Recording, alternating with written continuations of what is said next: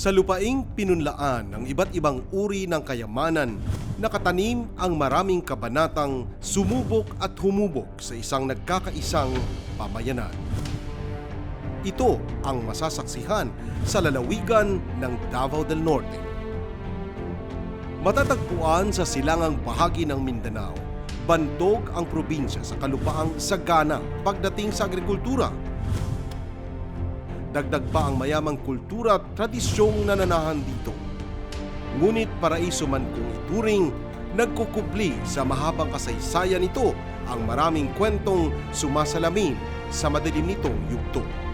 Sa hinahaba-haba ng panahon, ang probinsyang ginantimpalaan ng maraming biyaya, pilit na hinahatak ng tanikalang kumapos sa kalayaang mabuhay ng matiwasay.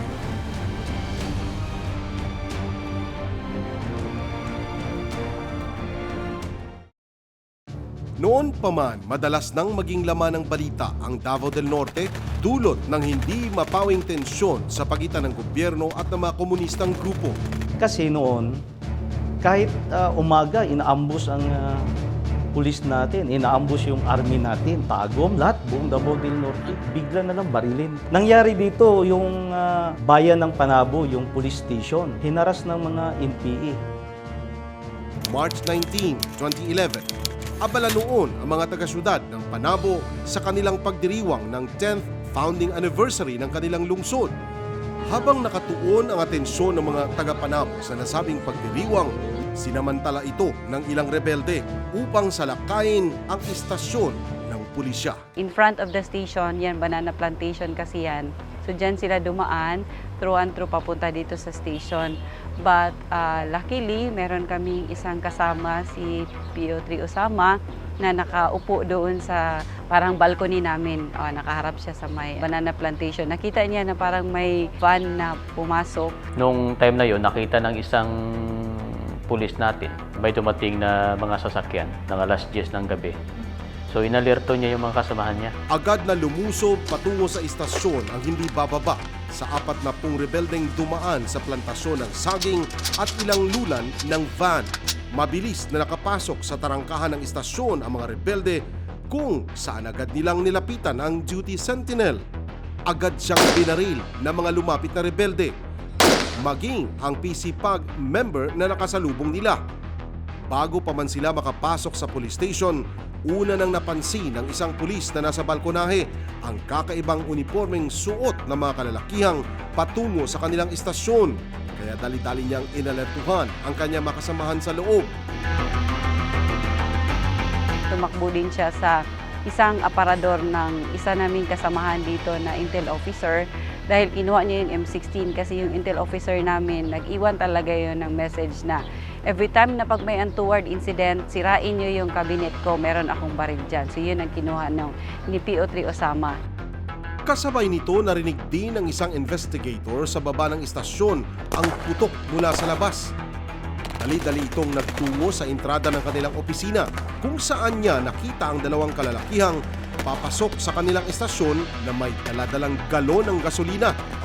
Matapos ay mabilis itong umakyat patungo sa ikatlong palapag ng opisina kung saan una nang nakapanhik ang unang nakasaksi sa mga papalusot na NPA at mga tinawag nitong kasamahan. Mula sa taas, sama-sama nilang pinaulanan ng bala ang mga sumalakay na NPA. Ang radio operator naman namin, pagkarinig na may barilan, pumunta din siya sa radio room and then i-inform niya yung provincial office namin na we are under attack. Isang police senior inspector na nagro-roving noong oras na yon ang nakatanggap ng tawag mula sa istasyon. Nagdesisyon itong balikan ang mga naiwang kasamahan, ngunit habang pababa ito ng patrol car, agad siyang binaril sa paa ng mga rebelde. Sa paglapit naman ng mga NPA sa haligi ng istasyon, isa-isa nilang sinilip mula sa bintana ang mga silid.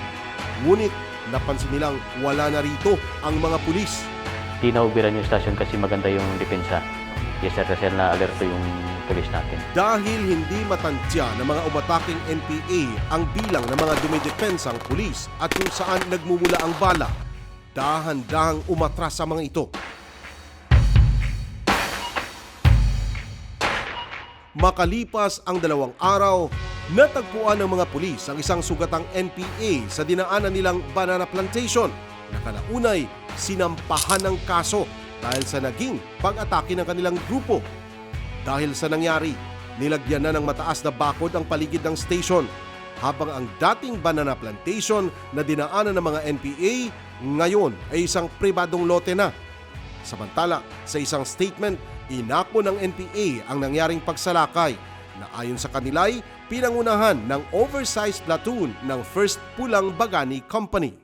Dahil na rin sa nangyari, doble higpit na pagdating sa pagmamatsyag ng seguridad ang kapulisan sa Panabo City.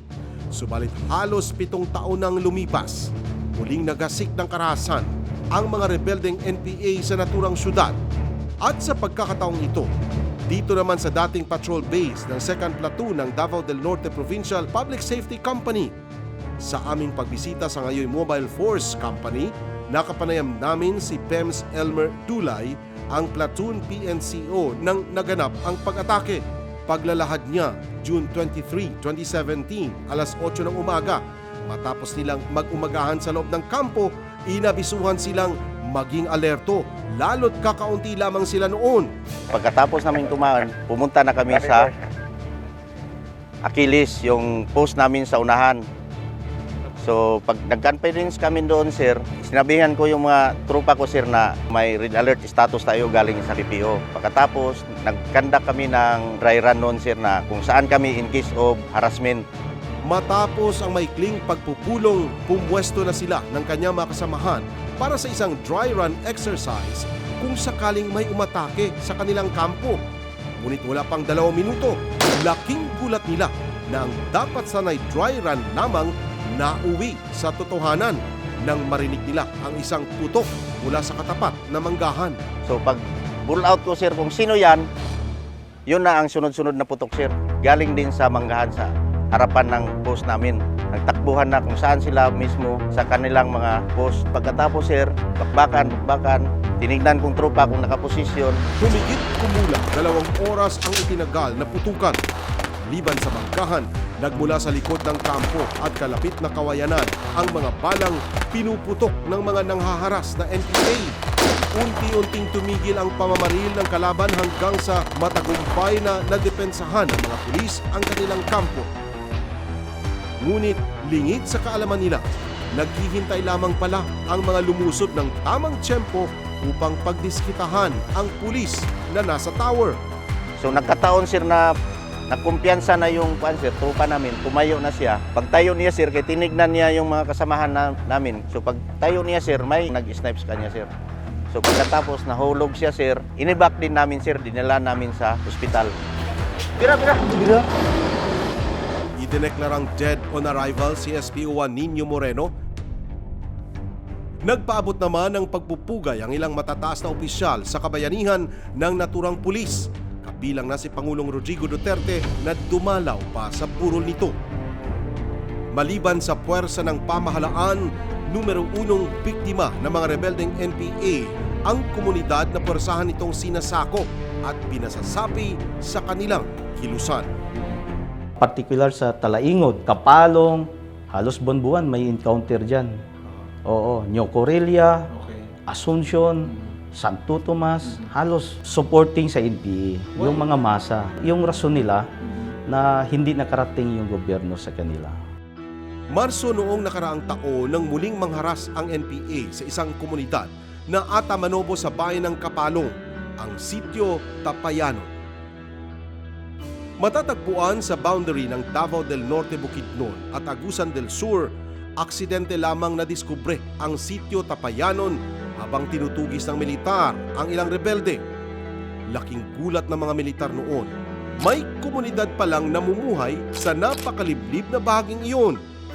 We were quite surprised that a community was living there. And yun nga, na-find out natin na ito yung most isolated community in that part of our country. They were being used by the CPP-NPA as their safe haven. And ginagamit din itong mga tao na to para makakuha ng supplies, yung mga kalaban. And of course, they were also indoctrinated on the ideology ng Communist Party of the Philippines. Nang mabatid ng 60th Infantry Battalion ang sitwasyon sa lugar, agad nila itong ipinarating sa Provincial Government of Davao del Norte. Sa pangunguna ni Governor Edwin Hubahib, nagtungo sila sa liblib na komunidad at dito na nila personal na nasaksihan ang kalunos-lunos na kalagayan ng mga katutubo. Kung ikaw titingin doon sa area nila kung nasa taas ka, tatanungin mo talaga sa sarili, ba't sila nandyan? O anong nandyan? Of all the places na pwede nilang tirahan, baka sila nandun, very isolated. Hindi nila alam kung ano yung pagkain na inaano kasi nasanay sila sa root crops. Imagine ka yung isang baso na Coca-Cola, binigyan nila yung mga bata doon. Hindi nila inano yung iba, yung isang baso, parang nagsip lang sila din, pasa, lahat sila makatikim. Kawawang-kawawa ang mga tao.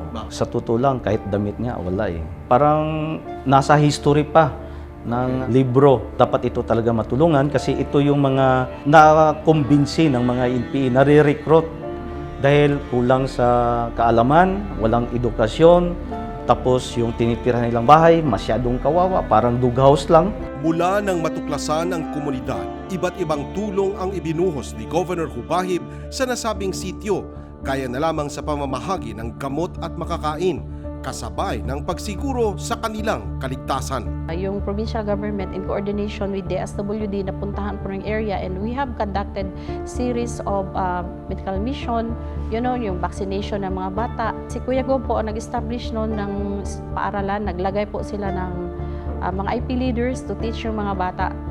So gulat kami nung papunta namin second times na alam na nila mag-acknowledge po na mga litra. Before namin na-profile, meron na silang mga activities na conduct ng AFP. So meron na doon na mga DERAD. At least meron na silang linaw, alinawan na sila. Meron na silang understanding na ang gobyerno is kami, so hindi yung sa kakabila.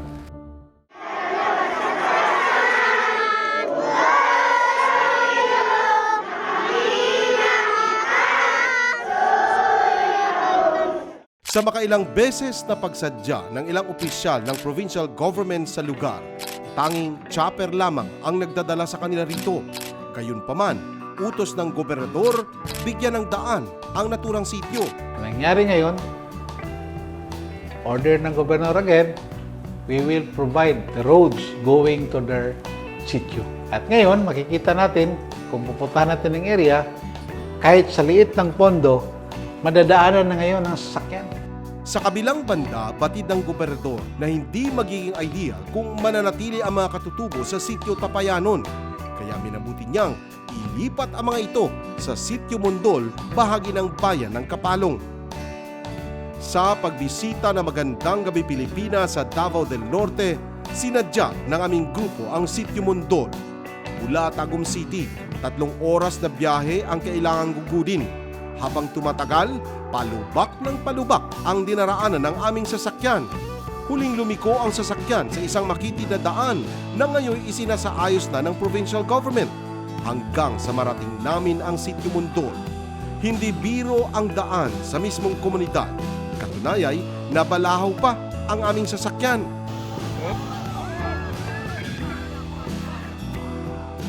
Dayo man sa lugar, agad naming naramdaman ang magandang asal ng mga katutubo. Dali-dali silang kumuha ng pala at tinulungang makaahon sa malalim na hukay ang sasakyan.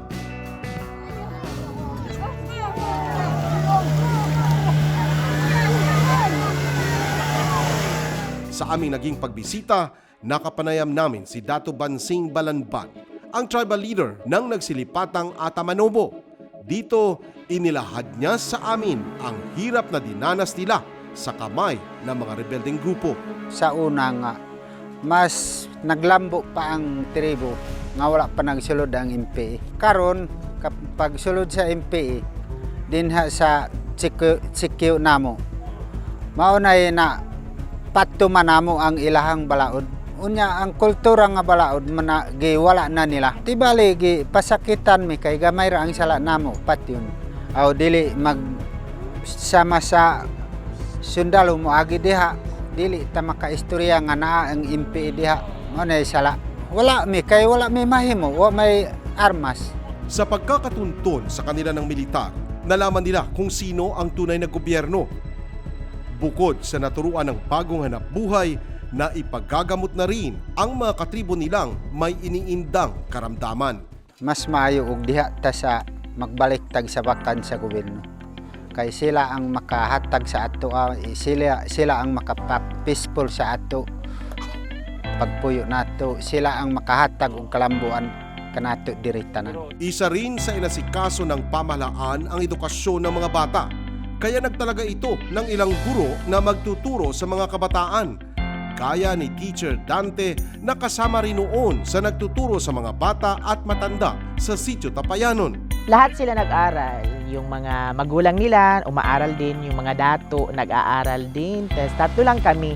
Almost 500 plus mga estudyante doon. Tapos kami lang, tatlo ang nagtuturo. 2 weeks pa lang may marunong ng sumulat. Pag 1 month, mayroon ng marunong magbasa. Bilang bahagi rin ng indigenous community, masaya si Dante na natulungan ang mga katulad niya, lalo na't nakita niya ang potensyal ng mga kabataang Atamanobo. Sa pangunguna ng provincial government, kasalukuyang itinatayo ang mga tribal housing units na ito na personal ding pinunduhan ni Governor. So it's not only the government sector ang gustong tumulong, no?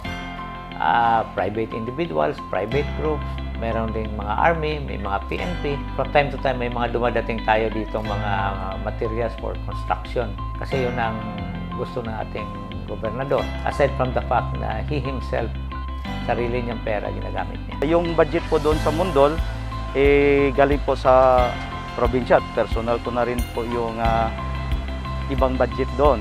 Ayoko pong hintayin pa ang isang taon para po sila matulungan. So kung mayroon po tayong pagkakataon na pwede tayong tumulong, bakit hindi na natin gawin? Bakit patagalan pa? May mga bahay na doon na tinayo with the help of our AFP, yung military natin. Sila yung gumawa, tayo yung nabigyan ng materials, yung province, together with the other private sector. So natuwa sila kasi yung NHA natin at saka yung sa OPAP funding, pinaprocess pa natin. So while waiting for that, we have to put naman yung talagang matuluyan nila.